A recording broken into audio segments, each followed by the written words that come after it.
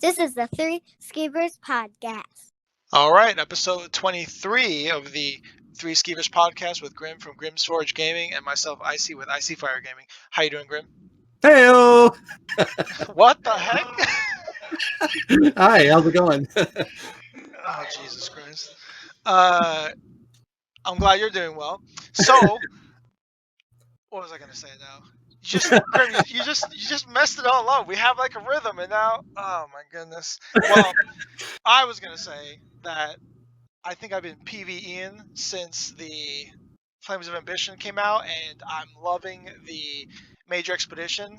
That's basically always a part of your horse now, or Major Expedition, Major Gallop. That's always part of your horse when you have the continuous attack, and it honestly feels like this is the way it should have always been. When I go on my horse, I'm flying, which is a pretty awesome feeling. Yeah, you should be faster on your horse than on foot. Yeah, because before they made that change, I have 18 Ring of the Wild hunts on all my characters because I would just use that to run around wherever I need to. So this makes it much nicer. And we have a special guest today, Dr. Ganknstein. How you doing, man? Hey guys, Awesome. doing good. Sweet. Grim, what do we got today? Yeah, so Doctor, I guess give us a background story here real quick, because I think your story is really, really cool, and a lot of people need to know your story and how much effort you went through to be creating content. But how long have you been doing ESO content for ESO? Well, Yeah. Go ahead, finish. Go ahead. Well, let's start with that. How long have you been doing content for ESO?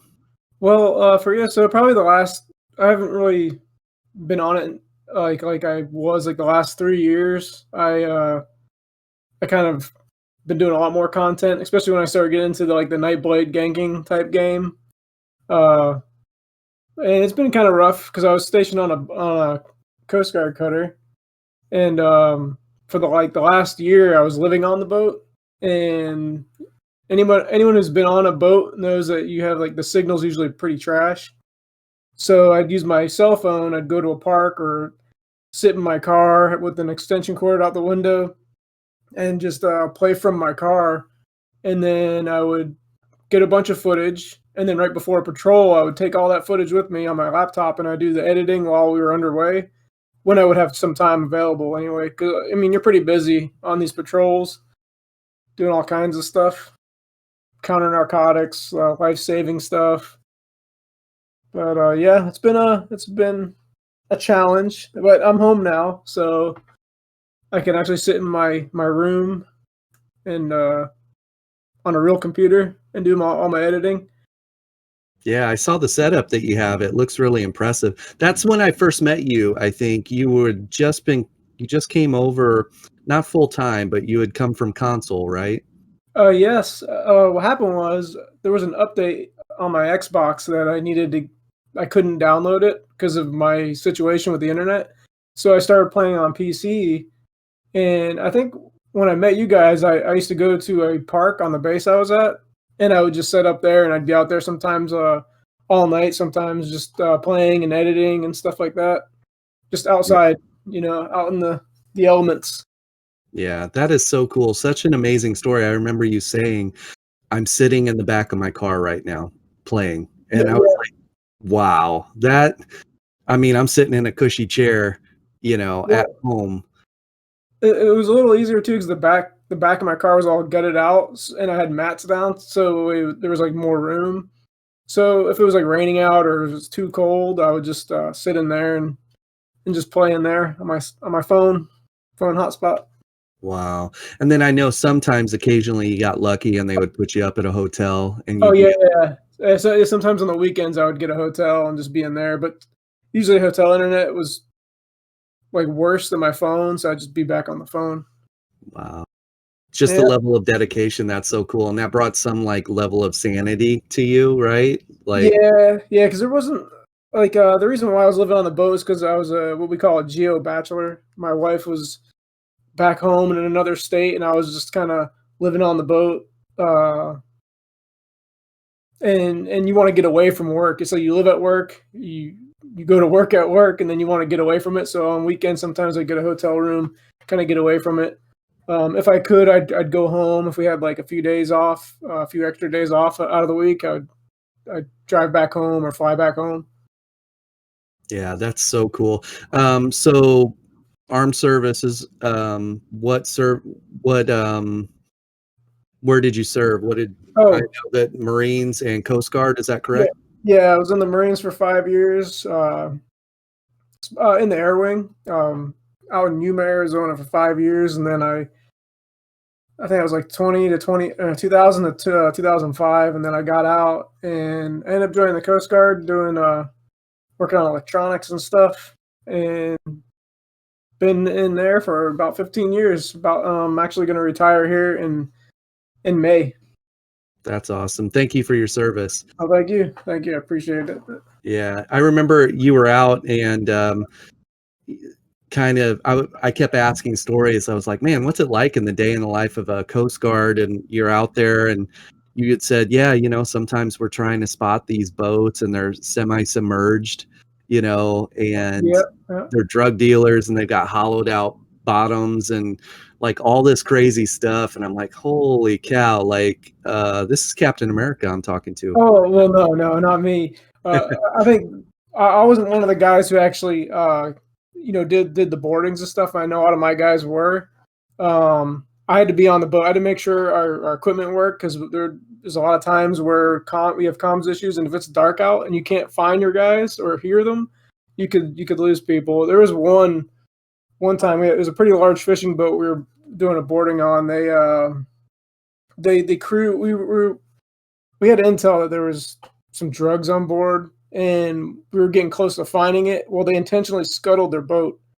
And I just remember we went outside. There's like 30 people in the had our guys had to abandon ship. We're trying to pull their crew out of the water because some of them couldn't swim. So we're pulling everybody out of the water, and it's kind of crazy. I mean, this is like in the Pacific Ocean, we'd go all the way over there, do all kinds of stuff over there, like near the equator and stuff. But wow. Oh yeah, it's crazy. You said they scuttled the boat. What is that? Oh yeah. Oh, scuttled the boat. They intentionally sank it. They can adjust the ballast in these tanks, and it'll make it kind of like uneven, and it'll eventually just it won't be balanced right in the water, and it'll just start sinking, and it gets to a point to where it'll just tip over. Just taking on too much water. It is a big boat too. Yeah. Wow. That's crazy. So, ESO from a park bench. Yeah. Oh, yeah. Like when I would do the editing, a lot of times let's say I finish a video while we're underway, I put it on my phone, and then if we go close enough to shore, or if we're going through like Panama Canal or something, I would upload it during that time period. While we're close enough, and then hopefully it gets uploaded. And I don't have to change anything. But that's kind of like how I did it. I love your style too. The style that you edit the videos, it's very unique. And I wanted to thank you for helping me with my Mr. T video. That was a lot of fun. Yeah, no problem. You do that. It's sorry. I was gonna say I had fun doing it too. Yeah, it's so cool how you do that, and I really like watching your videos. So somebody commented on one of your past videos, and they said this guy should make movies. Yeah, I don't know if it takes some time, and I don't know what I would make a movie about, But it's fun. It's fun doing the editing. I think sometimes I had like starting off, I think I had more fun doing the editing than I did actually playing the game. But now it's like you'll notice like some of the time in between my videos now, mainly because I'm having too much fun playing the game. So I'm like, I gotta stop playing the game and actually go through all my footage and start putting videos together again. Yeah, that's the constant struggle, I think, of a content creator. So yeah. So when you moved into the ganking, and like your name, Dr. Ganknstein, came to be, you started out with a bow build specifically, or melee, or what? Yeah, bow. I went with bow, and it was like it was horrible experience. I was using like the sets like, so I started out as like a Zergling healer, right? Because I loved healing and stuff. It was a lot of fun. And then some people just recommended some things. So I think I was using hulking, and I forget what the other set was, but it wasn't good. And I didn't know about the combos and all that stuff then, because I've been playing ESO for a long time, but I kind of like took huge breaks, played other stuff, and then except for the last 3 years, I'd say I was playing it like regularly. But yeah, it was pretty bad. But I kept at it. I think with anything in this game, you just got to keep at it. Keep. You're gonna die a lot, and then just keep going back out there trying it. And I don't know. I just kind of like have a lot of fun with this play style, kind of like that interceptor type play style. Like I'd rather be in between two objectives that are being attacked and catching people, trying to cut off resources and stuff like that. Yeah, you make it look like a lot of fun. And then there's some keep defenses that your play was just masterful. You're in there by yourself or with one other person, and you like take out 12 people, and it's just really, really cool to watch. Yeah, it's kind of like that was like me and Venomous Smite in the Wild Hunt ring. I mean, it is a proc set, and I was using sheer Venom too, but it's still, yeah. I guess with this playstyle, like you have no heals. The only heal you guys rally and potions, so it's kind of like, you're not gonna be able to take all these hits and then run around stuff. You have to like hide, evade, and then just keep reattacking. And it is a different playstyle. Real squishy. I don't know. I have a lot of fun doing it. Yeah, really, really good at it. So Flames of Ambition is here. What's your initial thoughts on this patch? Well, so far, I haven't really tried the 2 dungeons yet. I think I did one. I got to the one boss that bends over and like farts on people. I thought that was kind of cool, but I haven't actually done it yet. Some stuff I do know about though are like the snipe changes with this patch. I kind of like the speed. It's nice, and the damage nerf. I think it kind of was necessary because they buff damage across the board. Like we have an extra 1,000 weapon damage anyway. So I don't think I'm really noticing too much of a damage drop on it. I'm trying to think like oh yeah, then the Argonian resistance isn't showing up on the character sheet, the advanced stats, but we tested it and it is actually there. So if anybody's wondering, it's actually working because we tested with a wood elf and an Argonian, and they were getting hit the same from a disease attack. Okay. Huh. Other than that, I mean, I can't really say anything about like some stuff because, like I said, I haven't participated in like the dungeons and stuff. Not yet, anyway. Yeah. What's your thoughts on proc testing right now in Cyrodiil? I know you did name 2 proc sets that you were using for some of your play. So what's your thoughts on that? Well, I mean, overall, I think it was not the route they should have went because there was like a handful of sets that brought us to this point, and I think that they should have addressed those sets, or maybe eventually just exclude those sets. But overall, I think it's kind of slow because of my play style. I like the speed. I was used to that Wild Hunt ring. It's probably a good thing they did it though, because with a lot of these CP changes with that old gear, and some of the things might have been ridiculous. So I think it's going to bring a lot of people back to the game. I think I had more fun with the old setup. Yeah, there was some like Calirions. I'd get like, if I knew somebody out in an area had that, I'd have to watch out for that. But I am enjoying not having to accidentally use my ultimate on an Engine Guardian robot. Yeah. Oh, and Eternal Vigor too. Like before, I could tell if I'm fighting somebody with Eternal Vigor, they do like a roll dodge and then be at full health all of a sudden. It's pretty noticeable.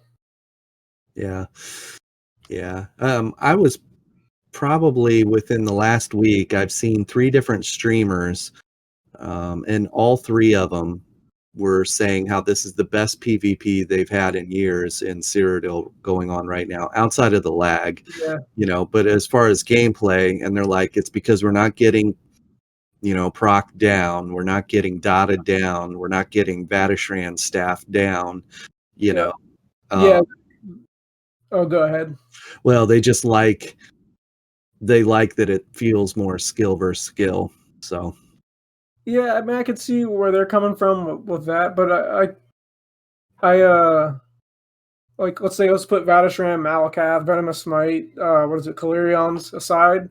There's so many sets out there that bring diversity to the game that I think made it cool, because I can be like, I'm having a lot of problems with like this class, whatever, So let me put these sets together to try to, like a shield stacker. I want to use shield breaker or something.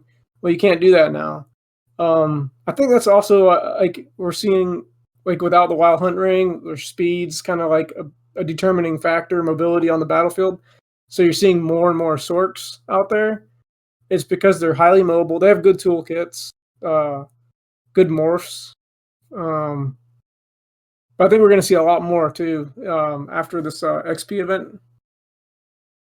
yeah. I know mine's level 15, so there's one more. Yeah. Yeah, I kind of like with the no proc sets out there and stuff like that. I think it's all interesting. I think that you probably shouldn't have armor sets in the game that have a higher damage output than class abilities. If they could scale it like that, right? If they could scale the armor to where it has a lesser tooltip than what you would generate with a class ability, it's only there to complement your class, not make your class, right? That's the thing. Yeah, I agree with that. Like when they buff sheer venom, I'm like, okay, cool. Now we can like apply it to multiple targets at once. But then they gave it an execute, and I was like, well, they did nerf the damage. But at first, I was like, why'd they do both those? They always go too far one way. You know what I mean? Like they either nerf too far or they overbuff something too much. And like Venomous Smite, it's way too easy to proc for the amount of damage it does. They either need to bring the damage. I think they either need to bring the damage down or make the proc harder. Like Vice Cannon has 2 requirements for it to proc, and it has lousy damage, even though it does heal, but it heals you for the amount of damage you do, which is really low. So, do you know if they typically comment in whenever they're nerfing something or making any sort of change? Either of you guys, do they normally comment on why? Like, what's the design decision for making that particular change? I know they've done it like sometimes, or when they, I think, deem it necessary. But do you think it's also something that should be done whenever they make changes? Like, hey, we are increasing the max magic and stamina on a Khajiit from this to this because we feel blah blah blah, right? What do you guys think? You want to go first, Graham? You go ahead. I'm gonna think on it for a second. I think that they should, because sometimes, like, I might just, like, if they say, "Oh, we're gonna nerf Argonian swim speed by blah blah blah," I would be like, on the forum. You guys saw me on the forums. That would make Icy really mad. I'd immediately start complaining. But then if they had said, "Oh, we're going to nerf it because we're going to give them this," or they're going to implement this other thing in the game, and you might be like, "Oh, well, they're nerfing it because this other thing's going to make them way overpowered." I mean, I guess an explanation helps, so people don't just get all riled up, cancel their account, and all that stuff. Yeah, because I feel like most of the time when we don't get that explanation, I try to find my own explanation to justify why they would make a change like that. And I could be right, I could be wrong. I'll never know. And unless that's the game they're trying to play, I don't really appreciate it. So I see where you're coming from. Yeah, I don't know. The whole scenario kind of reminds me of the meme. The officer standing there and he asks the guy, "Hey, do you have a permit to do that, whatever it is he's doing?" And the guy says, "Yeah," and he hands the officer a note, and the officer opens the note and it says, "I do what I want." Yeah, they could do that too. Yeah. So, I mean, at the end of the day, that's copy that. I mean, Yeah. you do what you want. So there's a little bit of that. Would it make the masses be a little bit happier to have the answers? Probably. But and it not be like a blanket statement answer, right? Like we've nerfed this ability to bring it more online with the damage of the rest of the class. You know. Yeah, like they did have an explanation for the snipe nerf, but they didn't really say, "Oh, because you're going to get an extra 1,000 weapon damage." So if we buffed all this other damage goes up, and then you're still doing that the snipe probably would have been hitting as hard as it was like a long time ago before they did the initial 25% nerf a while back. If it probably, and the speed too would have been kind of crazy. Yeah, there's already so much hate out there for snipe anyways, Yeah. and spammers that Oh, sorry. Yeah, I just forgot something too. I was gonna bring up. There's I don't know if it's a bug or not, but when you snipe from someone from stealth, they're not getting stunned. Um, so I don't know if that's like a bug or a stealth nerf or something. So I think that was their way of fixing desyncs, I guess. yeah, that's what I was just gonna say. I wonder. Now I you mean, just from Magnum shot and flame clinch. yeah, basically, yeah. So, I was just gonna say, so are desyncs happening less now? I wouldn't know because I'm not on the. He's on the giving end. Yeah. Oh, okay. He's the desyncer, not the desyncy. Well, most time, actually, a lot of times these days, I've been running around with my dual wield setup. Yeah. Hadouken. Yeah. I'm having fun with that. This is the first time actually I've used surprise attack. I've been using concealed weapon for a long time just for the speed, and I was like, well, I'm going slow anyway. I'm using dual wield. Everyone dodges bloodthirst, and it's not that great. So I was like, I couldn't find a good spammable. So I was like, you know what? I want to use dual wield. Everyone's dodge rolling, so I want whirling blade. So yeah, surprise attack hurts. Yeah, I like it. I'm a fan. Mm-hmm. I'm all about build diversity too. I don't think they should get rid of the proc sets completely. Mm-hmm. That said, I feel like damage is in a really nice spot right now. Like you're able to kill people. I'm dying more now than I've died in a long time. And so there's that. So I think damage is in a good spot. And I'm saying that from Battlegrounds and the little amount of time I've been in Imperial City. So Cyrodiil's got to feel really good. I don't think that it's going to break the meta to add those procs. Yeah, it's not too bad. I mean, it's actually, like I said, the thing I hate the most right now is like my speed is slow. So if I'm like fighting a Sork or something, like it's really hard to get away because the streak is just so powerful right now. With the range and everything, with the crowd control or whatever. But other than that, I think it is kind of nice. But would I want them to keep it like this? I'm like, no. I would want them to definitely add more sets. Yeah, and some of the proc sets weren't necessarily damaging proc sets. Like a figure not working out there, and New Moon even. It's got a cost increase. As a 5-piece, and that's alongside that additional weapon and spell damage, and that's not working. So, I had a no proc setup going with Swamp Raider and Red Eagle Fury, and I didn't think that would be a proc set. So, I have always like crafting stations in my house. Only one of them's actually usable right now. That's like another thing that I don't like about that change, but it's just until June, so we'll see how it goes. Yeah, and I think aren't they supposed to make some adjustments, like quote unquote, by that point? So I'm hoping that the adjustments. Look, proc sets are okay.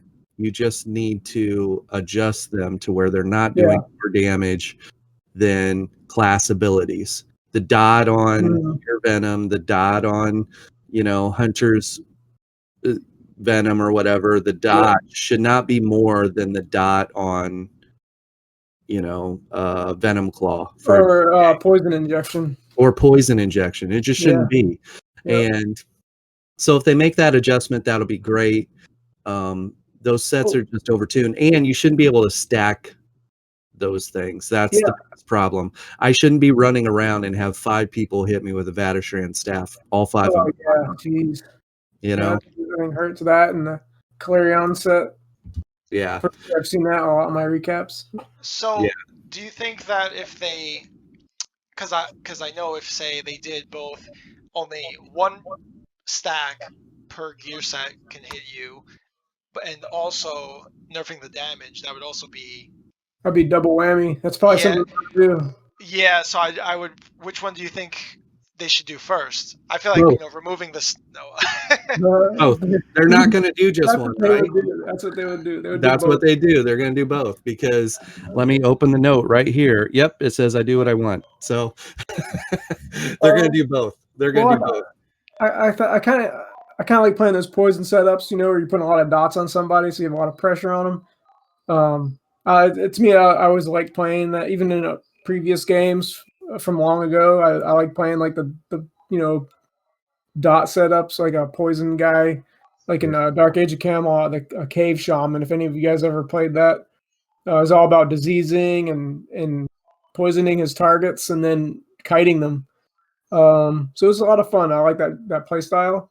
I think like with Sheer Venom, they should probably.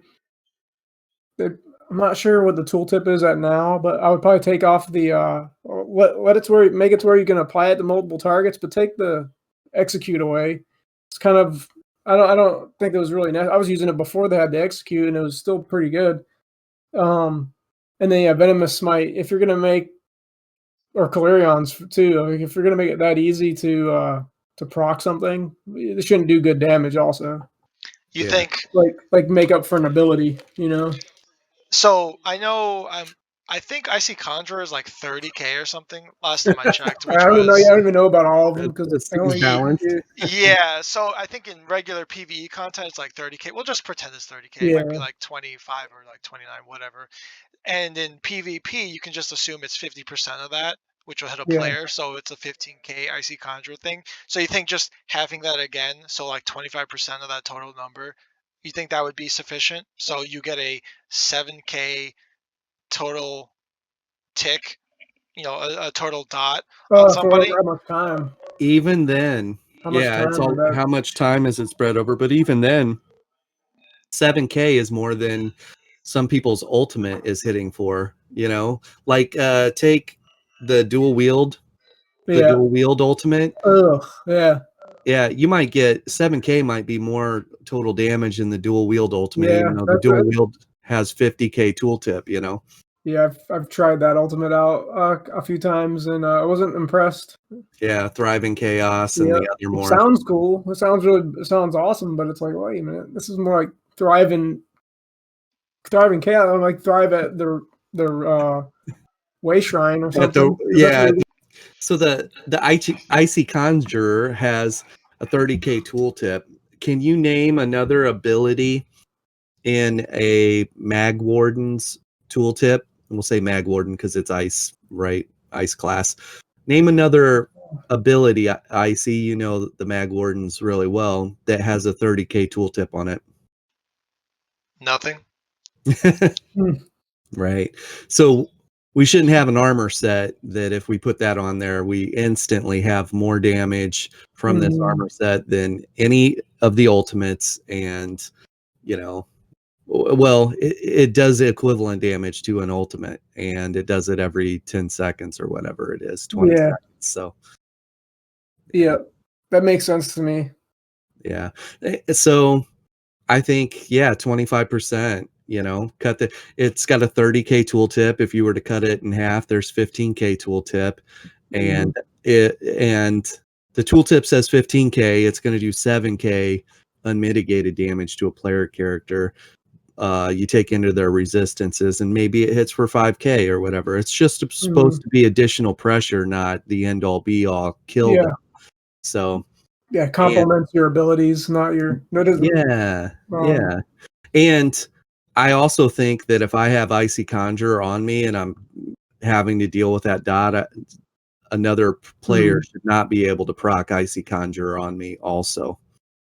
Yeah, actually, Dark Age of Camelot did that with dots. Like if we had 2 Cave Shaman or whatever, I know a lot of people don't know what these classes are. Dotting up the same target. Only the one that does more damage is applied. So Yeah. you're insta-gibbed basically. Yeah. So if these things are uniquely named Icy Conjurer as a debuff, I should only have one Icy Conjurer debuff on me. It's kind of interesting because they kind of already do that with certain things in the game. Yeah. So if we're both using the Crusher enchantment on a regular, world boss or just a boss in general or any trash mob, if you've got if you apply, we'll say Grim, you apply your Crusher enchantment first. If I have a lower Crusher enchantment proc, but I do mine after yours, mine will overlap yours, and then it'll get the debuff from me, not you. So then we'd be removing less resistance because I did it second. Yeah.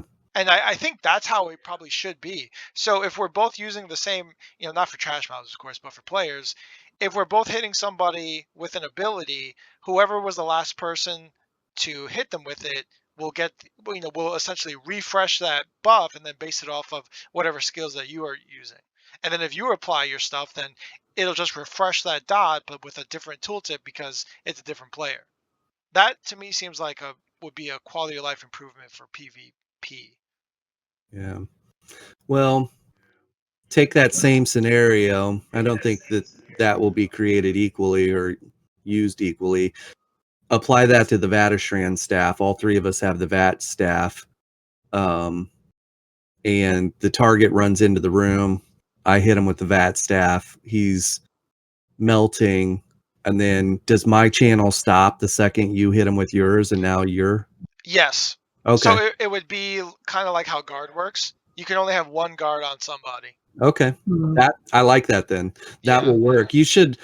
It's hard enough to deal with one Vatashran staff, let alone 3. So if you only have the channel coming in from one person, that's fine. And it really should have never overlapped, right? I don't think you release something like that into the wild and allow it to hit multiple targets or multiple targets to multiple attackers to use it simultaneously. So you can see that like for PvE it'd be okay, but not PvP. It makes it, you want more fair gameplay. Yeah, I was on Stamden. Stamdens have really strong healing kits. I'm running around with Imperial Physique, so my stats are just through the roof. I probably have 45k health, and this awesome healing kit. I run into 3 Vatashran staff wielders. All 3 of them put that thing on me. Nothing I could do.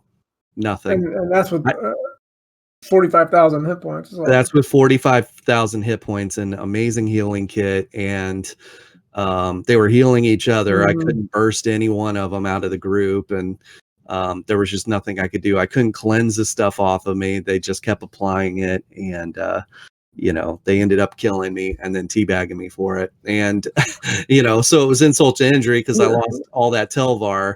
And I'm just like, current state of PvP right there, people. Yeah, that's pretty lame. I think that that's definitely one of the sets, one of the things that needs to be looked into. Yeah, pretty silly. So yeah. As far as adjustments go, that's one of the first things that I hope to see, and then they need to get the damage way down. Like, I don't think the PvE community will probably complain because they're not going to be able to push the damage. I don't know where trials are at and what sets they're using, but I don't think they're using these sets, right? I don't know. I haven't done a trial in a long time. Oh, Vatashran staff? Yeah, are they using the dot from Vatashran staff? I don't think so. I don't think so, no. Yeah. And what about Venomous Smite or whatever and Sheer Venom and all that for DPS purposes? It's very rare so if you want to do like top quality PvE parsing, it's very, very rare that a PvP, a set that's good in PvE will also translate over to PvP and be really well. I mean, you can certainly bring your PvE's gear and run it in PvP stuff, but I think your level of success is going to depend upon your own individual skill. Yeah. So if they were to make these changes that we're talking about, and they were to cut like a tooltip on whatever proc set from a 20k tooltip down to a 10k tooltip, and that means it's only going to hit a enemy player for 5k damage, which is more realistic, I think. Is that like a dot or a DD? Like what do you? Probably a dot. Yeah, something. It'll be easy to heal through is the problem. It's only supposed to be added pressure and complement your kit, not like be the end all be all to your damage. Well, like some of those proc sets like that, like you don't want the damage too low because you are sacrificing like usually their 5th piece bonus, whatever. Like like New Moon, you get damage, weapon and spell damage. They don't get that, so that proc is like that. So if you lower it too much, it's kind of like, oh, well, I'll just go for damage now. Well, like, I mean, it depends how much they lower it. But if they get it just right, obviously, some like Venomous Smite is it does too much damage, too easy to proc. Sheer Venom, just take off the execute probably, and it'd be fine. I think that would balance those ones out. But again, I'm not like a balance master. I just know from using these things, it's kind of ridiculous. Yeah, I think Vaterstrand's staff, the damage should be cut bare minimum in half. I haven't seen it too much. Probably because I melt too fast. I don't even notice it. Yeah. But the Clarions I have seen a bunch from certain players.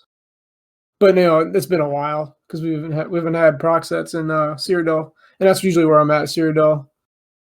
Yeah.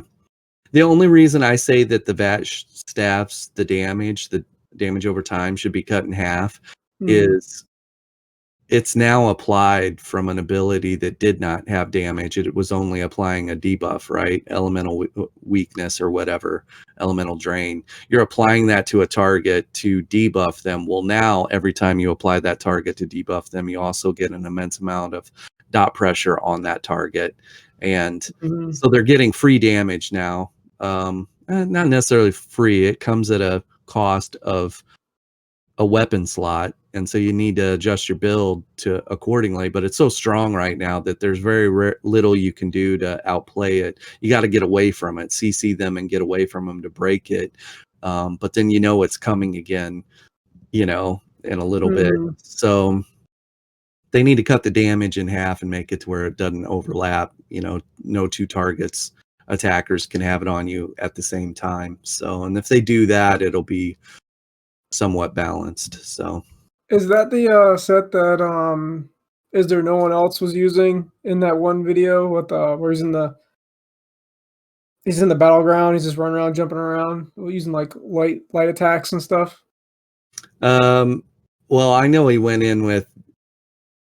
He was only using one button on a bow build, and he was just putting poison injection on people, and applying sheer venom. Yeah, he's like, here's a BG where I went 20-1 using one button. There's one he was on his necro, and I think he had a lot of health, a lot of defense using Malakath, and then I think it was either probably was the staff. Because it was definitely a staff. It was definitely like a magical looking weapon. Oh yeah. It probably was the VAT staff then. Like it's really, really strong.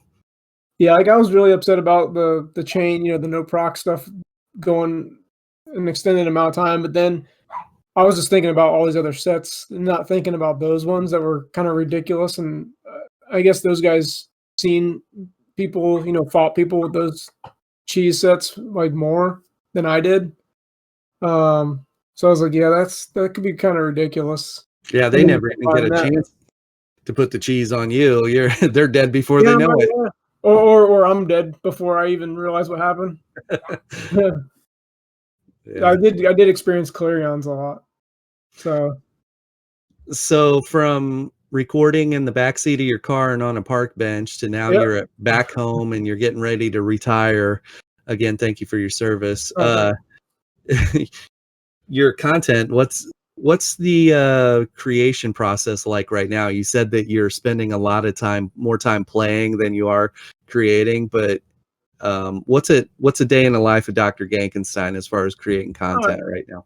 Yeah, well, typically, like, let's say I'll get some, I'll play for a while, I'll get some footage, and then I'll start, organizing that footage in my editor. I use Corel Video Studio.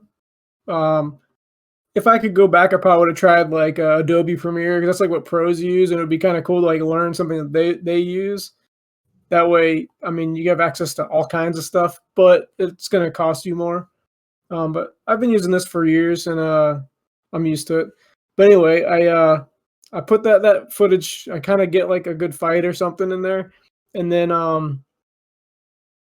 before I actually start, doing the actual editing, what usually helps me is either find like some good music. Lately, I've been trying to find a lot of the royalty-free stuff. Find some good music, and then like maybe like a theme, like, or maybe like something from like a movie or something.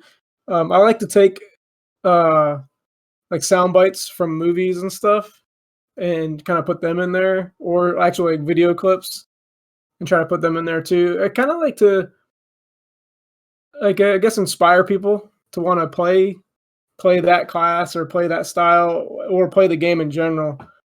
I think like one of the best compliments I've ever gotten was someone told me that I got them into playing the game.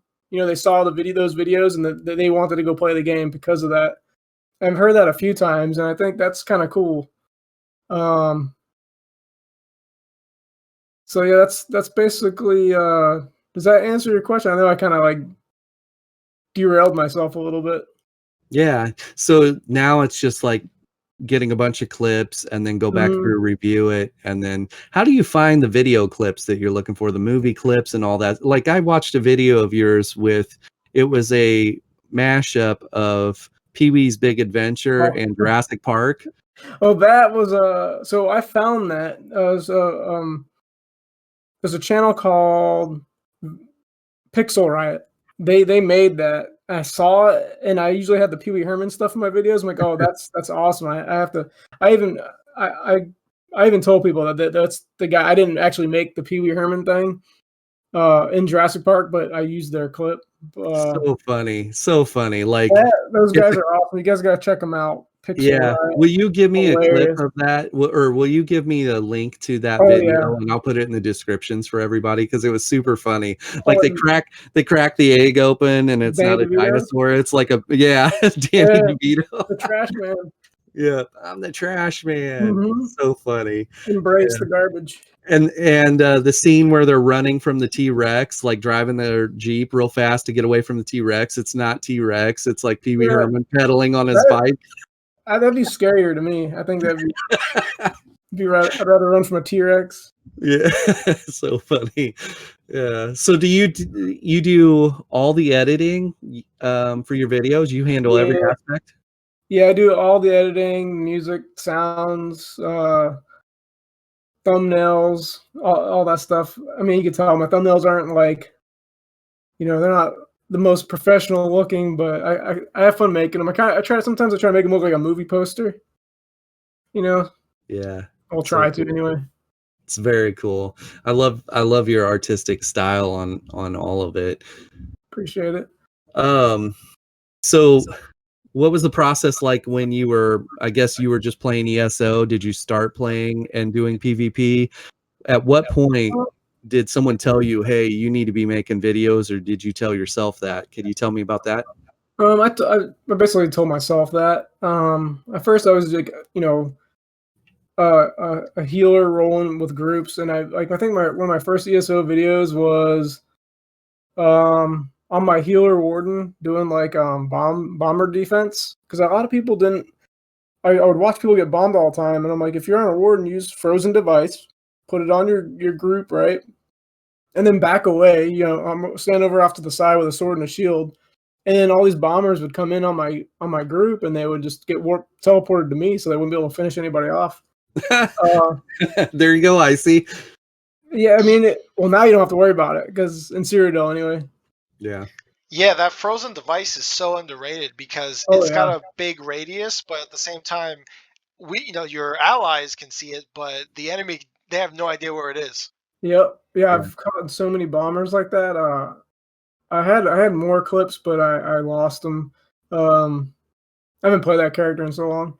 But yeah, it was awesome. I had a lot of fun doing it. But then I started doing the ganking stuff on my started playing my Nightblade again, and that's basically what I've been playing mostly for a Yeah. long time. So you were just like, I'm going to make videos. And then did you have other content creators you liked watching, or did you not watch other content creators? And that's how your style of content was created. You were like, I'm going to add movie clips to my Yeah. stuff, and I'm going to make like my own little narrative, and it's going to be fun. Like, how did that come about? Well, I guess it started because um some of that footage wasn't that great. The ganking back then, it's not like watching somebody's like 5 minutes of just fighting. Like a 1vx video. So I wanted to put some stuff in it, to make it more entertaining, and it was fun to do. And, make people laugh. That's kind of like one of my main goals. My videos make people laugh. And I guess as far as content creators, I used to watch Werewolf 457 a long time ago, and I liked his how he did his editing. It was the humor. It just I think his was geared more toward a younger audience compared to me. I'm older person, so it's like I want to do something more, with using stuff that I grew up watching, like in the '80s type stuff.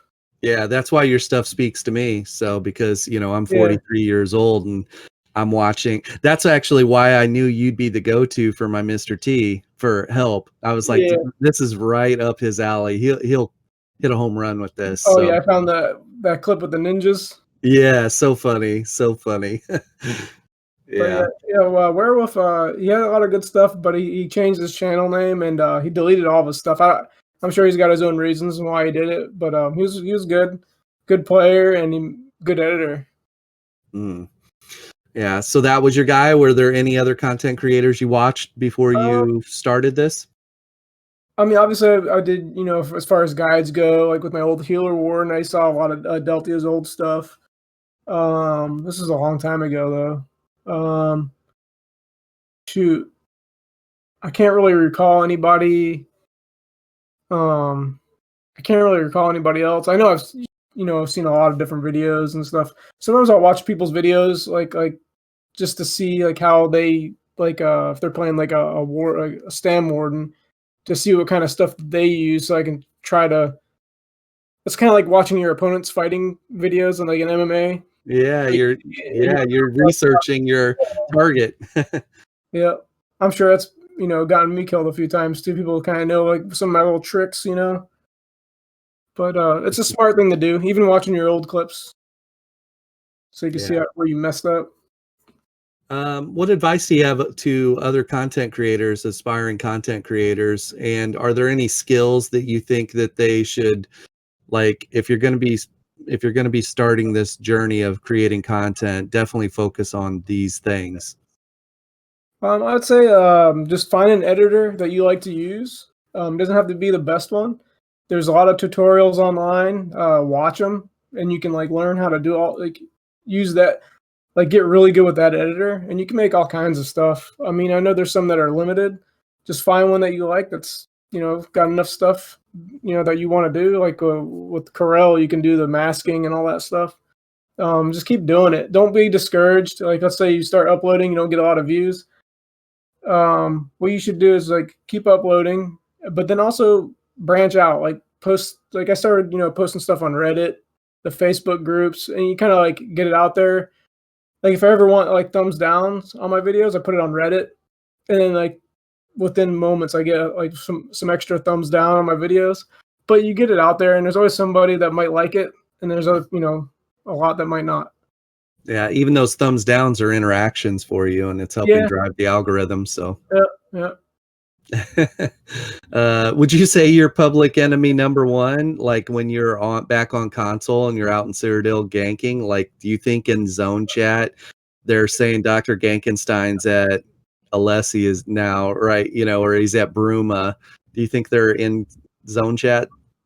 I think I usually get along with a lot of people on there. I know there's some people that they would hate my guts at first, but then we'd start talking. And I like this one guy, I started talking to him. We got into a voice chat. That's like with the console, you get you can just invite people to voice chat.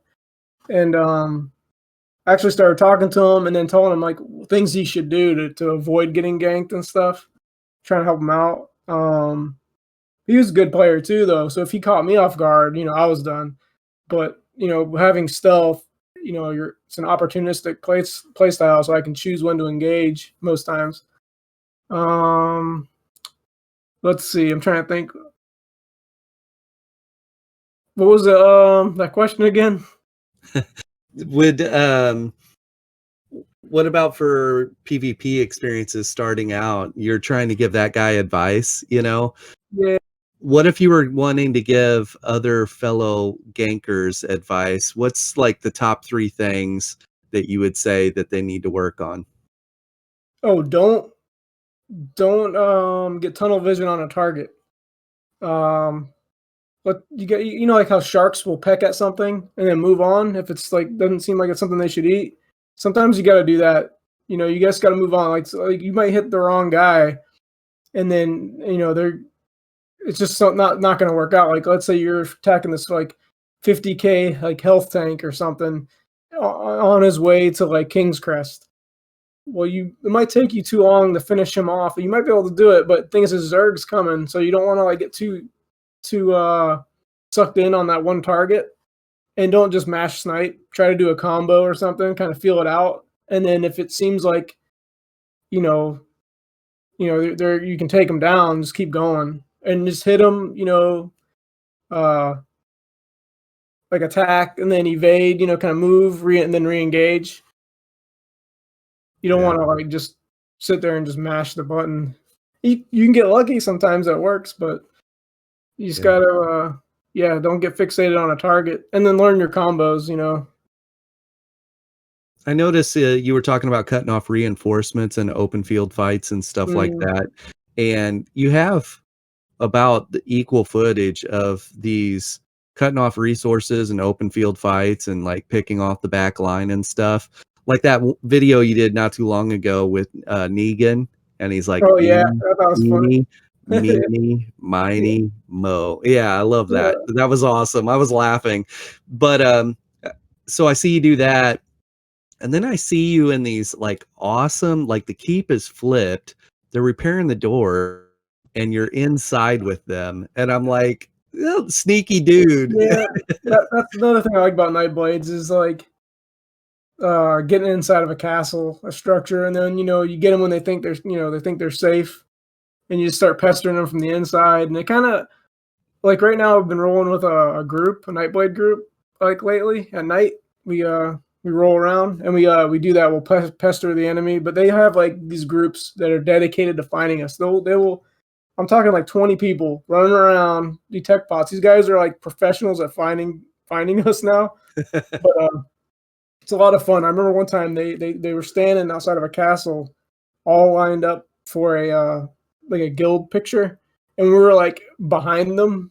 Like they didn't know we were like right behind them and invisible. I thought it would have been really funny. We should have took a screenshot ourselves of them and then us behind them.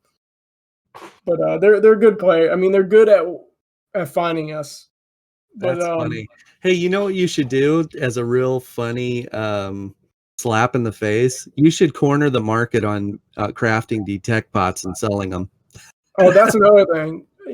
Always bring detect pots. Even if you are, Nightblades, whatever class you are, bring a detect box. I hate fighting other Nightblades when I don't have any detect pots. Yeah. It's so funny. Like if we were to look on I should buy all. That's a good idea, actually. I should buy them all the regions used to make detect bots, and then buy all the detect bots. Yeah, and then you just craft them, and it's like freaking Dr. Ganknstein cornered the market on detect pots. I think I would just not have them in the game. Basically, I'd be the only one with detect pots.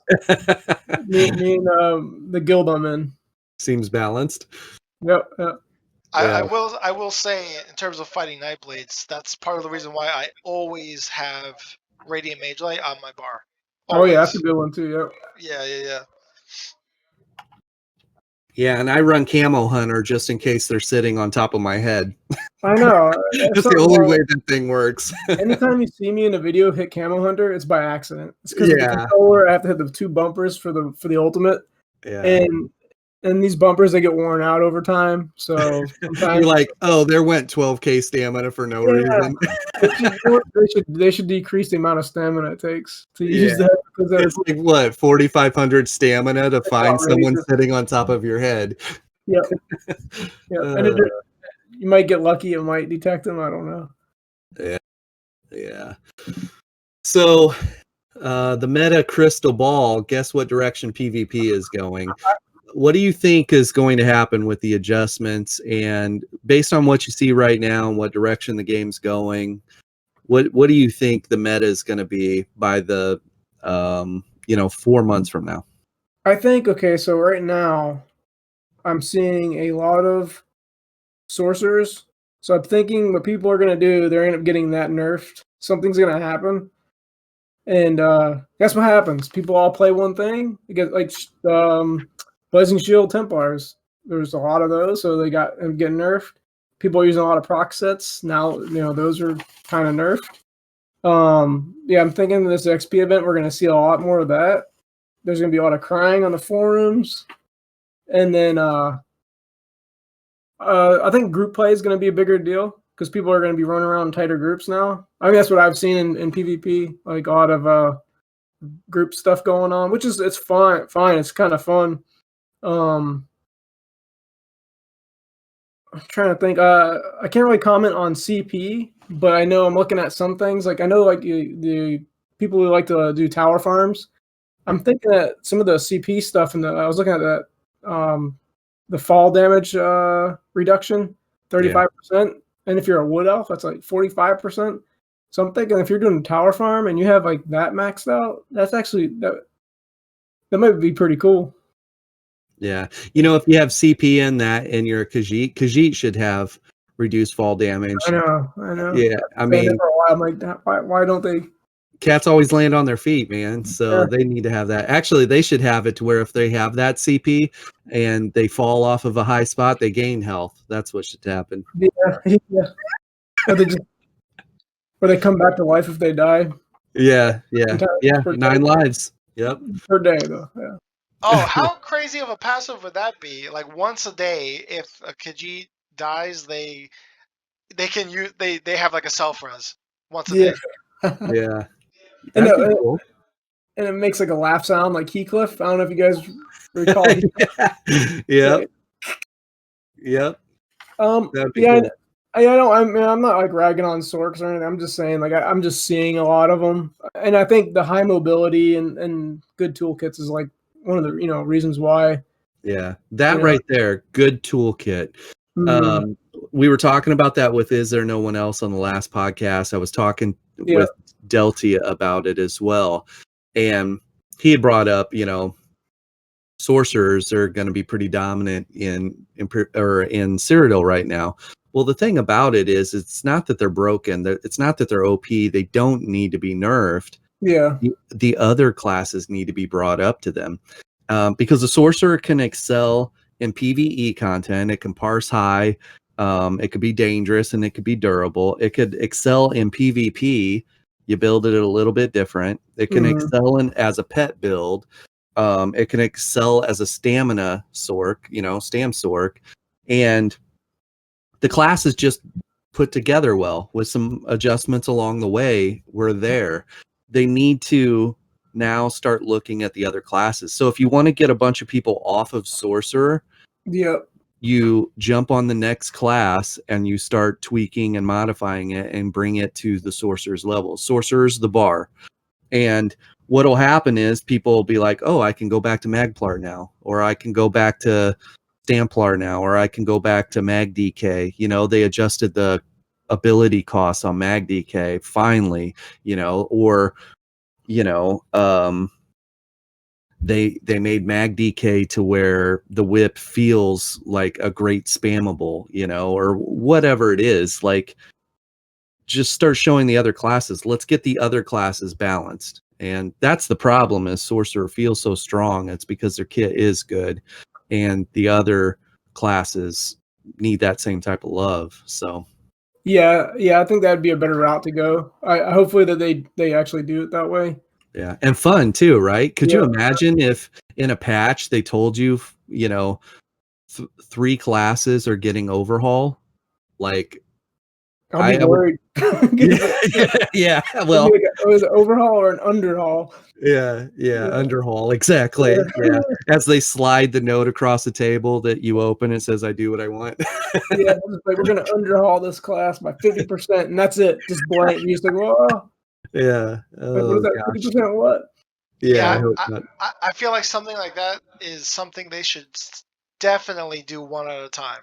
Like, hey, Yeah. we're gonna work on Templars this patch, and we're gonna try to focus on, do this, this, and that, and see if they meet those numbers, and blah blah blah. Yeah, I agree with that. One class at a time, you know. And there, I Mhm. have some basic things that I could throw. Like, you need to move the defensive rune, you know, in a Templar up the chain so they get their defensive buff a little early. Maybe you need to give them access to major brutality or major sorcery within their class kit, you know.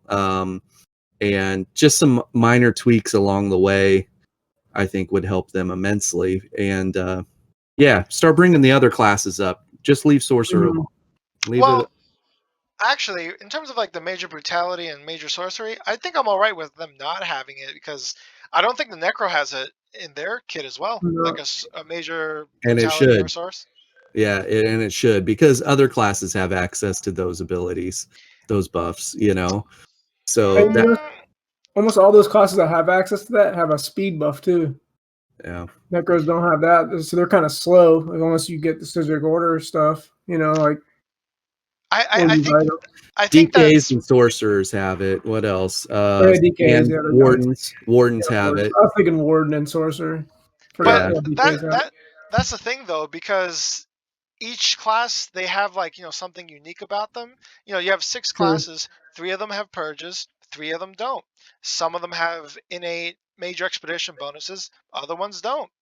There's give and takes with all the classes, where some of them have this, some of them don't have that, and Well, I think that's okay. I think I'm all no, right with that. because class balance, or class diversity um, doesn't come. So some people will say, they'll say that I'm okay with these classes having these abilities, even though they're needed abilities. I'm okay with these classes having it and these not, because that's what makes these classes different. What makes classes different, is there no one else talked about it? It's the way the abilities look and are executed, the animations of them. When you see a necromancer, you know it's a necromancer because it's summoning bones up out of the ground, and it's got a spirit mender, and it's the way it plays, right? Its abilities. And so you could easily take Vampire's Bane. It's a really, really weak dot ability on a Magplar. You could take that and just add major prophecy or major sorcery, to that ability. Now all of a sudden it's an ability that people will use.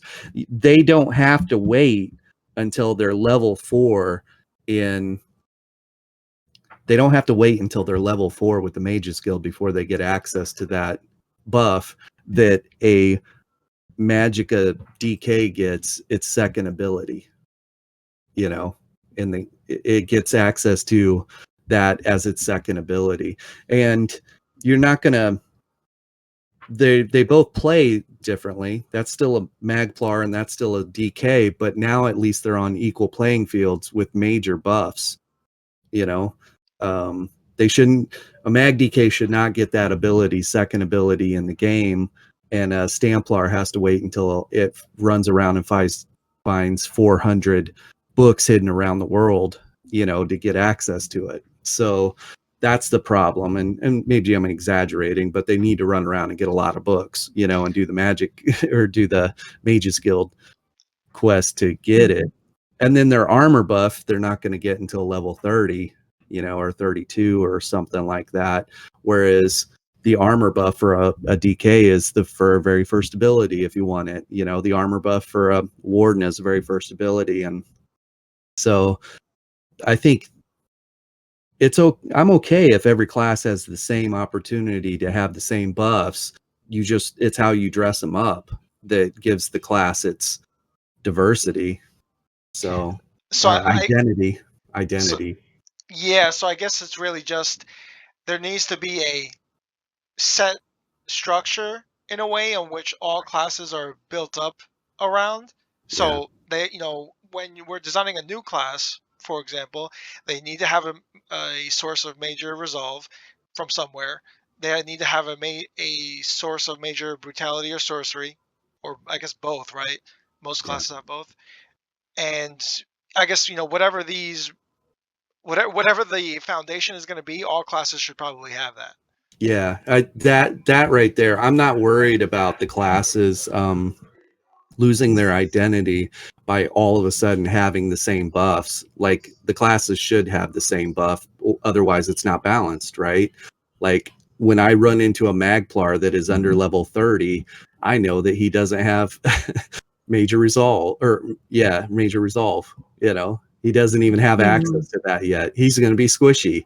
So there's that. But whereas you run into a DK pre-30 and he feels like he's Fort Knox, you're hitting the wall. And so I think that they do things like that, and then it's how you dress it up. Magplar still looks like Magplar, and maybe whenever the Magplar has major sorcery going, maybe he has like these angelic glowing wings on his back, or something crazy to aesthetics to add to it. So I don't know, but I definitely think balanced and class identity can be handled simultaneously. So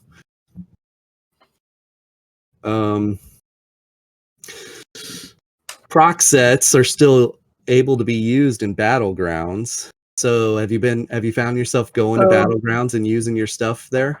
I just did battlegrounds a little bit. Like when we were rolling around, I was. That's another reason why I was upset about that announcement of it being extended, was because I ran through Imperial City Prison 19 times in a row to get my Sheer Venom one-hander. Just a one-hander. That's all I needed. Yeah.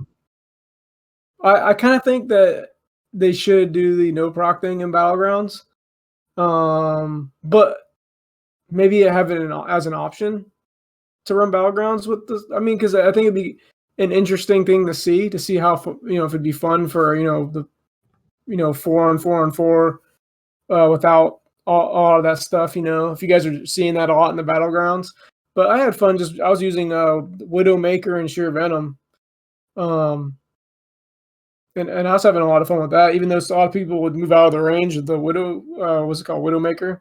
Yeah, but it was still pretty cool, fun to do. I like to try out different things, so I would hate for them to just make it no proc only and then have nowhere to play but sewers or whatever with everything else. Because I was doing a Vice Cannon setup too. I had that almost ready to go, but that's on the back burner now. Yeah. And then go ahead. I was gonna say there's like a bunch of other sets I had on my list of things I wanted to try out. Yeah, what do you got on your list? What's the Dr. Ganknstein list? I was gonna go back to using the how do you say it, Darlight Bray or whatever set. Yeah, that was on there. I had a lot of fun with that one. I forgot I was gonna mix that with, but I was gonna mix a bunch of stuff like those sets up. Red Eagle's Fury, Swamp Raider, that kind of stuff. Just a lot of things that weren't overperforming. That kind of like that handful of overperforming sets kind of ruined for all the other ones. Yeah, I'm okay with like proc sets are in BGs right now, so I'm okay with that. If they tune them down or adjust them, it'll be better. Yeah, I think it'd be cool to have it as an option for battlegrounds. I mean, if you have enough people queuing anyway, it'd be kind of cool so you can test your no proc build in a battleground. But if you want to do it that way, I don't know, it'd be kind of a cool thing. But I did see where you said something about people using like mythics and stuff in the under 50 BGs. Yeah, yeah, That's dirty though. That's kind of dirty. That's like yeah. being a grown up, trying to dress up as like a kid on like a kid's football team. Yeah, I identify myself as a 12-year-old. Here I Yeah, am. Yeah, as that's the basically offensive that. lineman. Yeah. Oh, just so we're clear, you cannot use mythics Oh, you below. can't. Yeah, below CP 168. You can't Oh, craft okay. I them. thought you guys said that. Okay, I thought you said Only the like you can use your transmute crystals to recreate, like if you wanted to put your Widowmaker combo, yeah, you Oh could put that yeah. on a level 20 or a level 30. And then Icy found out that if you own all the pieces of that set, you can decon them, or what is it? You got to go back to the transmute station, I guess, to deconstruct them. How's that work, Icy? Yeah, so if you own all of the gear and so your collection system shows 100, like you have all the gear collected for that, we'll say Venomous Smite. So you have all the gear collected, it'll only cost you 25 crystals to recreate that gear. So when you recreate it, say you did Venomous Smite and Impen, you're testing that out, and then next week you want to try Venomous Smite with Divines, you can just decon the gear at your regular crafting station, and you'll get those 25 crystals refunded back to you, and then you just put them in the, just reconstruct the gear again with the same amount of money with the same amount of crystals that you had invested initially, and you're good to go. The Yeah. only So thing you'd be, Yeah. the only thing that hurts you is your crafting materials, but yeah, that's yeah. about it. So if you wanted to go into Yeah. BGs with your build, you could make it for level 10, run it to level 20, then decon it or deconstruct it or whatever, and use those exact same crystals to make it at level 20, then go to 30, decon it, Oh, geez. reconstruct it. I don't Yeah. know how I'd feel about that because I know you're going to get a lot of. See, I'm glad I heard you talking about that on your last podcast, and I didn't know that, so that's pretty cool. Yeah. But I don't know if it's cool to do in the lowly BGs. I mean, it might be a lot of fun for some people, but you get a lot of new people to the game too who might not, they're probably like, "What the hell is going on here?" Yeah. They don't have their armor buff, or they don't have the Yeah. ability to. I had like a on that Is There No One Else's, our last podcast, I had somebody comment on there, and our conversation went back and forth about, I don't know, 18, 20 messages, and they were outraged that we were against it, and they called me an elitist and all kinds of stuff. And the thing about it is exactly what you just said. Like, low level characters don't have in their kit yet the ability to deal with these proc sets. And if the proc sets have been wrecked as a problem end game, what in the world why in your right mind would you think that it would be okay to use them at low levels? And Mhm. just like you were saying, if this is everyone's first experiences in PvP, low level BGs, and they're getting just freaking melted by broken sets, is that really the best introduction to PvP that they could have?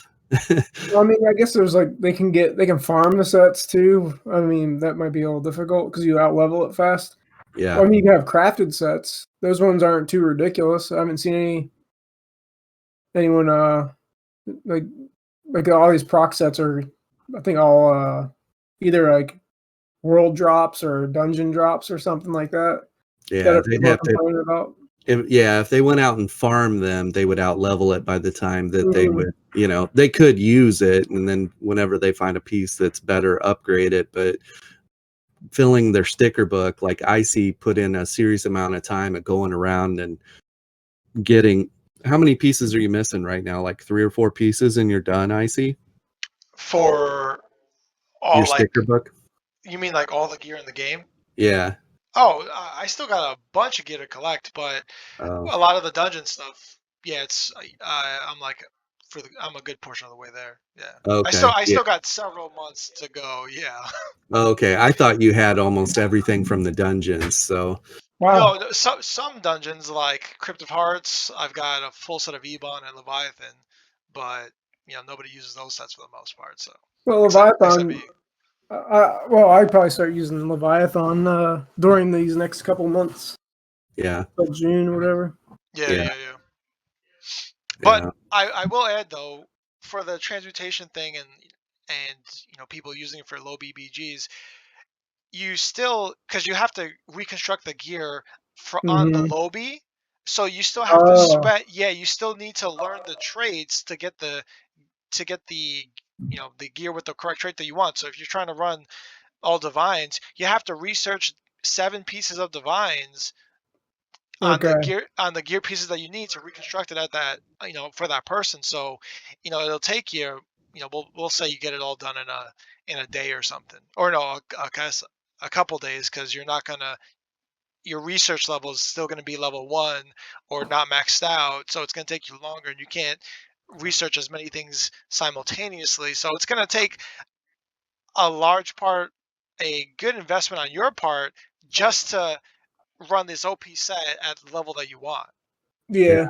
That was a good point. I'm glad you brought that up. You had mentioned that before, right? When we were talking about that guy that had commented, you were like, that guy, there's no way that that's a new player that's accomplishing that because of that.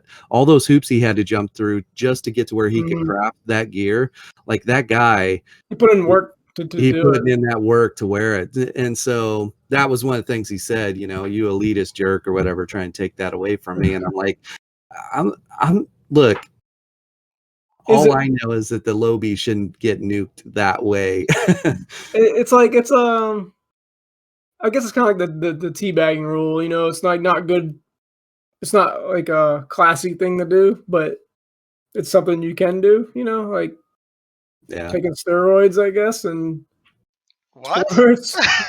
Cutting corners. Yeah, cutting corners. Like just putting having like weighted glove, or like what is it? They put like weighted gloves or Oh, something, sappers. yeah, Yeah. putting like the metal in your gloves or whatever. Yeah. Yeah. Well, that's another thing too, is there's been BGs where there's just guys going around every single person they kill. They make sure they teabag, and it's just like, dude, get that out of here. Like, I know I've done it, but usually only after someone does it to me first. yes, Get it back I'll pay later it back. on, like that. Yep, I'll pay it But there's so back. I'll many- go find him right in the middle of a fight, and Yeah, there'll be like 7 people fighting, and they'll be fighting me, and I'll make sure that I give it back to them. But yeah, I don't know. I just wish that wasn't even a thing in the game, especially for new players. So you put yourself in a new player's position, and they're getting hit by all this crazy damage, getting nuked by really good players, and then turn around and get teabagged on top of it. Like, it's not a healthy environment for new players. So that probably wouldn't be too exciting for someone new. yeah, I'm not even a new player, and it's not a healthy environment for me. Some of these people make me mad. So, and then they think that they can talk to you however they want just because it's online. So, I think I automatically get bagged usually just because I have the word gank in my name. So sometimes I get upset if I don't get teabagged, but there's so many emotes in the game. I like when people use like the more creative stuff, like the broom or the broom, shovel. the classic broom. Yeah, the shovel or blow the kiss. Yeah, dancing. Yeah, well, that's creative. They're being creative. So. I know what I usually do if I'm in a BG and I die, and somebody tries to pull some stuff. Usually as soon as I die, I just close my eyes and I just keep hitting the revive button, and then I wait until I'm back alive to open my eyes again. Because if they're teabagging me, I don't want to see it because I'm gonna get freaking pissed. Yeah, and you tell them that too. Like, I didn't even see you teabagging me. Yeah. So there. Yeah. So there. That reminds me of Sinful and Zero Moss, Sinful Duck and Zero, 2 content creators. Also, you guys should check them out. But they told us that they will, if they get killed while they're on the hunt and they get killed by a group, they'll just stay there. They won't respawn or anything, and they'll just go smoke a cigarette or something, Yeah. And the group's still there, like watching. Still there. 10 minutes later, the group's still there wasting their time, and they think it's hilarious. They're like, these guys, stand around for 10 minutes trying to cover our body, and we're just out smoking a cigarette. So And then Yeah. they just log out because they were AFK for that long. And it's just like, oh, jokes on, you know. Yeah, wasting their time. So pretty funny. So do you have any topics or questions? Do you have any topics you want to talk about or any questions for us? There was one thing you guys did bring up a while back was the third, like the unmorphed skill being like kind of acting like a third skill. I thought that was a pretty cool idea, and that's something that they can add so much more to the game without all they have to do is maybe change something. I was thinking too, maybe like um I kind of just thought of this was like maybe like you have an ability that uses like instead of like 3,000 stamina, costs like 1,500 of both resource, or maybe a Yeah. little bit of each thing, like health, whatever, and all three. Ooh, that's interesting. That's the first I've heard about that. How about Yeah, you, Icy? And wait, you just said an ability that'll use more than one resource? yeah. It Let's say splits the cost. Yeah. but like less like let's say you have the unmorphed ability or the morphed ability uses like 3,000 stamina, right? But let's say you have the other version of that uses some like 1,500 magicka, 1,500 stamina, and it does something different. Like kind of like I was just thinking like for a mag blade, because you have it's kind of confusing because you have these ranged abilities that are magicka, but then concealed weapons melee. So like you gotta be up close to use it. So it's kind of like I don't know. I was just thinking something that would be like cooler to use for like a melee mag blade. Maybe it uses both, stamina and magicka. I don't know. As a resource pool. I like that. I've never heard of that before. Something like that, just to make it a little different. What if the original morph that every class has access to the ability, like the Both. the unmorphed is either or? I guess that might be kind of interesting. And then it does like kind of like damage that's like Oblivion damage. like Oblivion, kind of like on its own thing. That'd be kind of cool. I think that I don't know. I just think it was a kind of a cool idea you guys came up with. So, I well, think- I will give Zero Moss credit because he's the one who came up with or mentioned the idea to me that I mentioned on the podcast. But just keep going off that topic. So I was thinking make the default skill a Magicka skill that's already really good for Magicka users. But if you want to play a stamina class, Mhm. then obviously when your skill gets to level 4, you can then choose to either you could keep it Magicka, which will still be good, or you can hit the two morphs. One is a stamina morph because you want to play a stamina thing. It'll have different perks and stuff. Or you'll have the option for like a hybrid type build where now the resource cost will be half, but for both magic and stamina. Yeah. And then Cool. now every single skill in the game has a hybrid component to it for this stamina and magicka thing. So now we're encouraging more hybrid type play styles. Yeah, that's kind of like what I was thinking too. Like, because all these different sets and stuff that are out, and and how orcs now have magicka and weapon power and all that stuff. The was it high elves also. I don't know. I just think it'd be kind of a cool idea. I mean, obviously, it's easy for us to just come up with ideas and we're not actually implementing them. But I mean, sometimes people don't think about it, and maybe they'll hear this and they'll be like, "Oh, that is kind of interesting." Yeah. Because I'm thinking about it now, like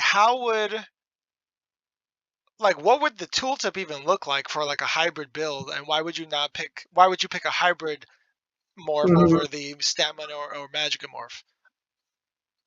You see what I'm saying? Yeah. I mean, Oh, it all depends on what it would be. yeah, so I guess say they made the hybrid stuff like more flat stat based, and then Yeah. the stamina one it would have a stamina tooltip, but have like some extra component to it. And same thing with the Magica one. It'll have the a similar tooltip, but have a some sort of additional effect that's a Magica effect or something like that. I guess obviously we're just theory crafting here and just Yeah. making it all up, but yeah, I guess that could probably be one Like way. I was thinking too, like for Magblade, or you got your Soul Siphon or whatever it's called. The what's that attack called? I don't even remember because I haven't used it in so long. The one that Soul Tether. not Soul Tether. The The second one in the I'll pull it up real quick. Yeah.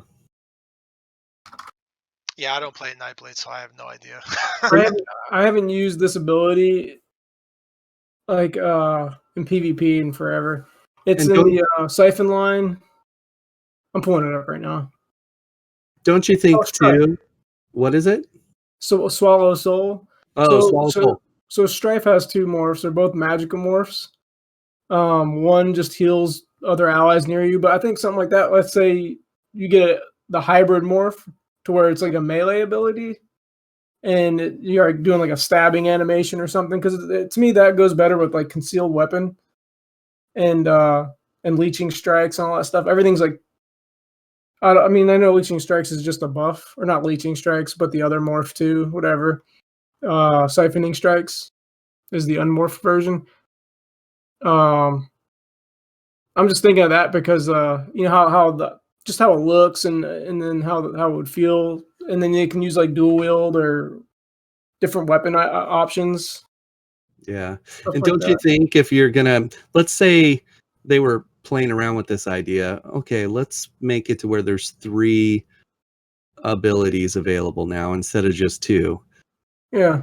I think they should probably relegate it to just the class abilities, right? Not the weapon skill lines, right? So that way it pushes people out of the weapon skill line and more into the class abilities to even further accentuate class identity or class whatever, right? Yeah, I think it could start out like that, see how it goes, and then maybe later on. So I think a lot of people, especially stamina, are dependent on two-hander abilities.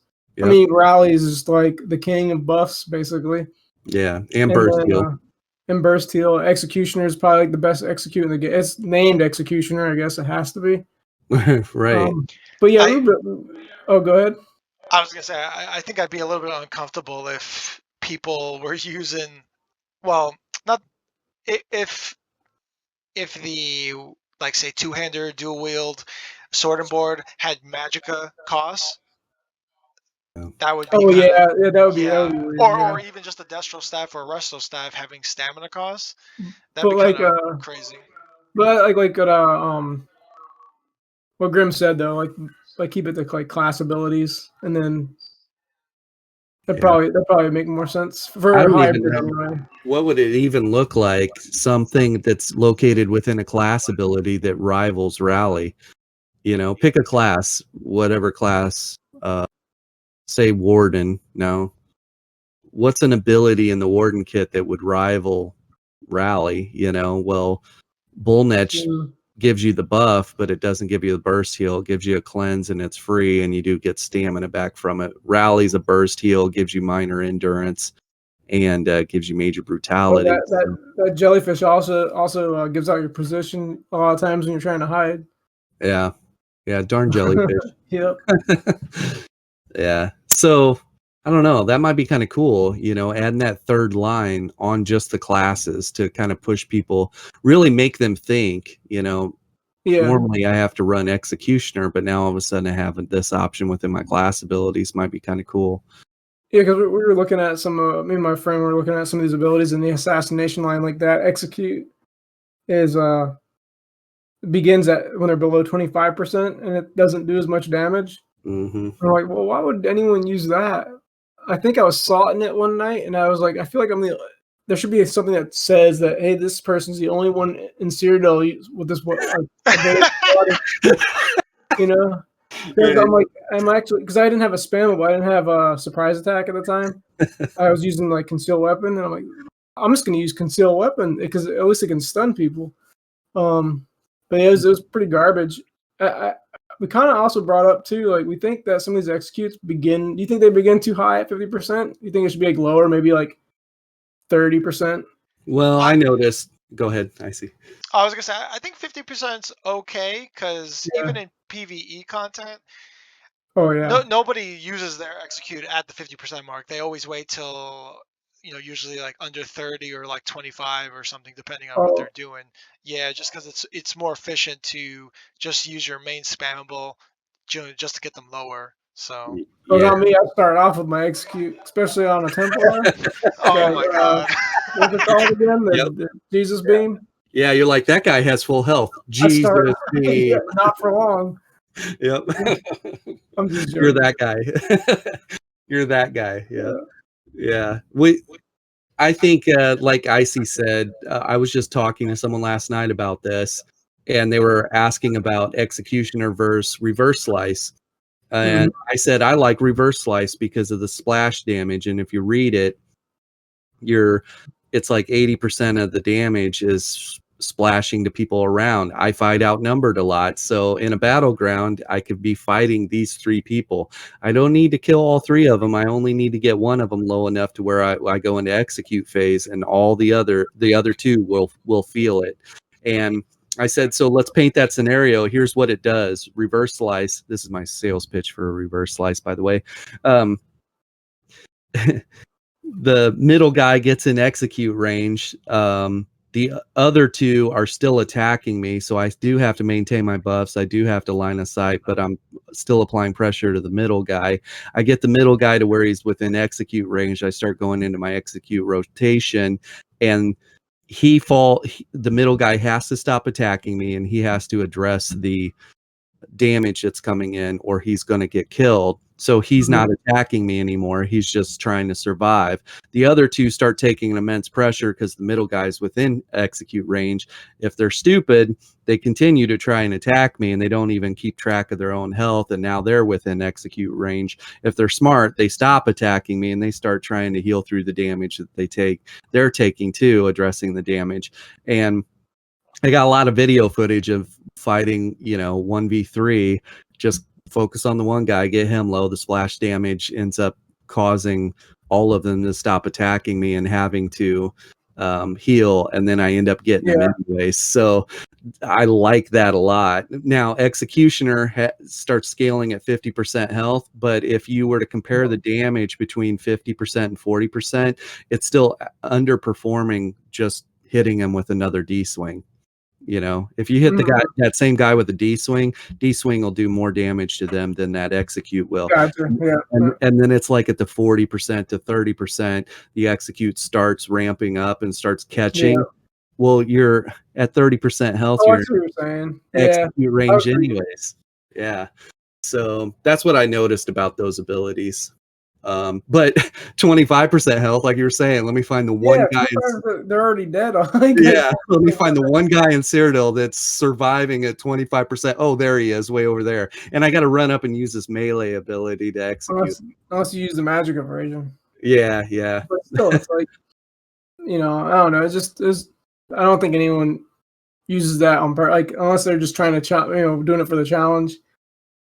Yeah. But I can't really comment too much on the reverse slice or executioner because I haven't used them in a long time. It's been a long time since I've used those. Yeah. But I've used rally a lot. That's like as my primary heal too for a long time. Yeah. Until now, I have bigger. I bet a right into an executioner would be really juicy though. Get that guaranteed crit execute coming from out of stealth. Oh, a lot of people use it. Yeah, it's like a surprise attack, executioner and stuff like that. Yeah. I'll add to the sales pitch, Grim, that since we're in the sewers a lot and there's a lot of PvE content in there, just a lot of trash mobs and stuff, the AoE damage helps, clear mobs and stuff. Yeah. And for Executioner, dueling is another aspect of the game. Just straight one-on-one when you challenge somebody, anywhere outside of a PvP zone. Executioner is great because it's just you and this one guy. There's nobody else to worry about. And when you got multiple attackers or just a group of trash mobs trying to use Executioner on there, you're gonna be there all day killing everybody one by one. Yeah, that's a good point actually. So I guess if you're dueling Executioner all day, there's no point in running reverse slice if you're dueling. Yeah. So yeah, but and the trash clear on reverse slice is really, really nice, especially for, let's say you're not a Stamplar, you're not a Stamden, and you're not a Magden, or a Crow. You don't have blast bones, you don't have sub assault, and you don't have biting jabs. that are really good AoE clears, that reverse slice is really nice. So I had a question about that. So let's say you're hitting someone with a reverse slice, and somebody from they're on their team is dodge rolling near them. Does it still hit them, or can they dodge that the AoE splash damage up from it? Oh, that's a good question, because I don't know if that splash is dodgeable or not. Is it function? Because I mean, dual wield execute, whirling blade, or whatever, still undodgeable, right? Yeah, that's why I use dual wield, because I fight a lot of people that dodge a lot. Yeah. So I just like the way it looks and the flow. I'm just used to it. It's a lot of fun. Yeah. Yeah. So, any questions for us or any topics That's it. That's the one question I could think of. Okay. Where can everybody find you at? Obviously you got a YouTube channel. We'll put the link below. Do you, are you over on Twitch at all? Do you have an Instagram, a Twitter? No, like right now I'm just on YouTube, and in the game I'm usually floating around on Discord, but I'm like in between channels. Like sometimes I'll be in your guys' channel. That's really it for now, anyway.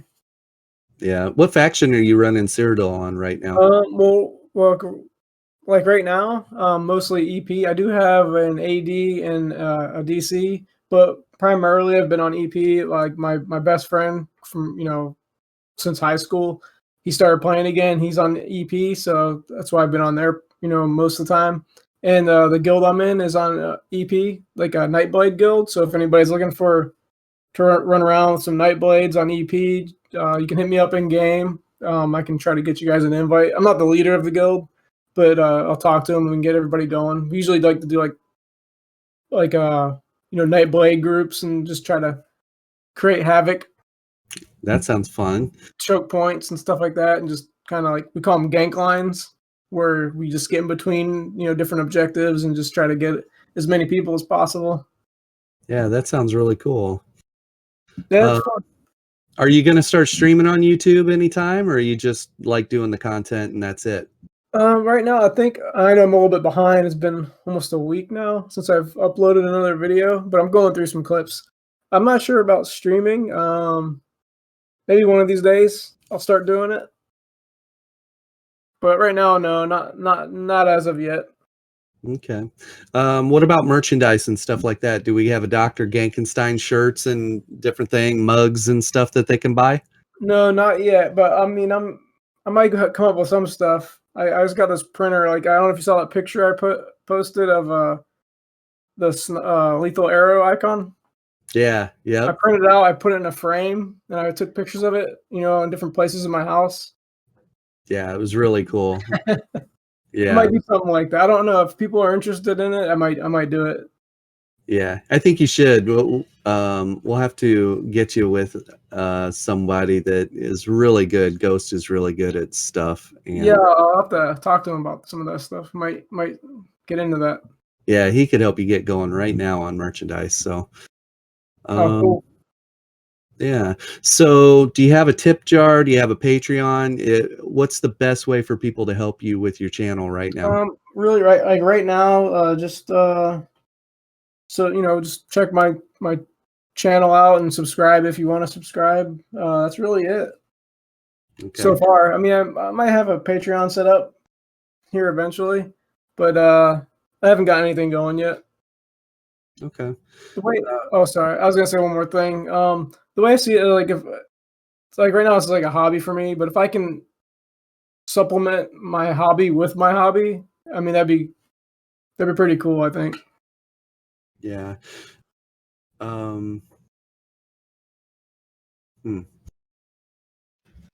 Yeah, so we need to get some Dr. Ganknstein merchandise out there. Action figures. Yeah, action figures. That'd be awesome. So would that be the icon that you have currently for Discord, or would that be like a little baby Danny DeVito with like a bow and arrow? I think it'd be cool if you had like the Danny DeVito dressed as a trash man with a bow and arrow, and like you press a button and he like teabags or something. I don't know. Okay. And like when he teabags, he actually says, "I'm the trash man. Yeah. I'm the trash man," and then does the gnome laugh, right? Oh yeah, that I actually found a better one. That's Okay. the leprechaun laugh from the Yeah. movie. Oh yeah, I'm liking that one. I've been using that one a lot more.